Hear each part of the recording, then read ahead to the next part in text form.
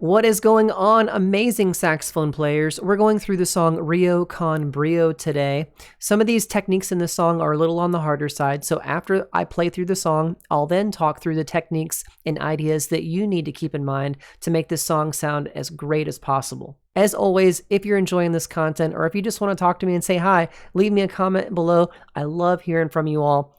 Don't forget to like and subscribe. Here we go.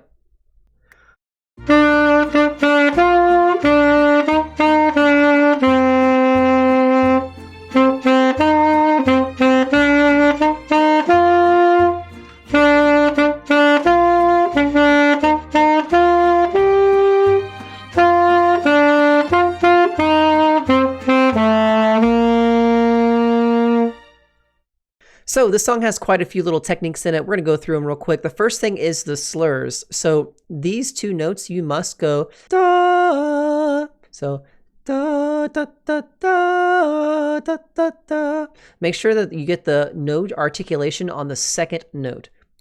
That also happens over here in measure 5. Other thing that's weird about this one is that there's ties. So these ties are going to look like slurs, but they're combining the same note. So these are 2 A's, so it'll be 2 plus 1.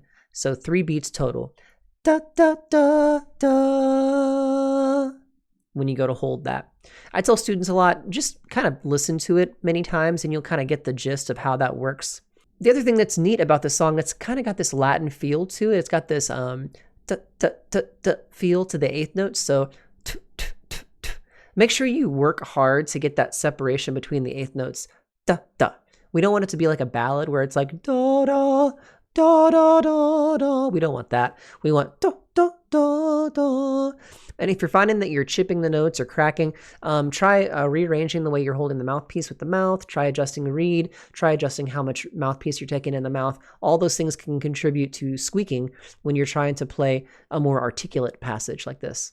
And then the last thing that I'll talk about is just how to practice this. So when I taught in the building for a long time, these songs were relatively easy, but this one in particular gave students a lot of trouble. So the reason why it gives trouble is because it's 4 different segments. And so I would have the students practice 2 measure phrases.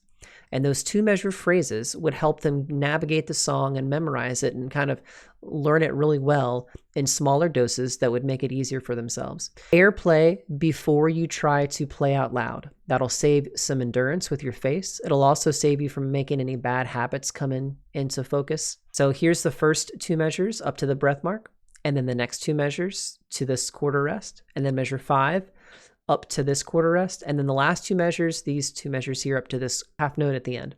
When you go to practice these sections, make sure you pay attention to the end as much as you pay attention to the beginning. The end has this sneakeroo F sharp at the end, and a lot of times that can mess us up if we're not prepared for it, especially at this stage in your development. Take your time, really work on that last measure especially before you try and record the whole thing or play through the whole thing. That about does it.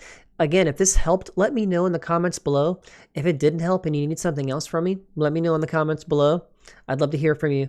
Thanks so much for watching, and I look forward to seeing you in the next one. Keep up the terrific work. Bye-bye.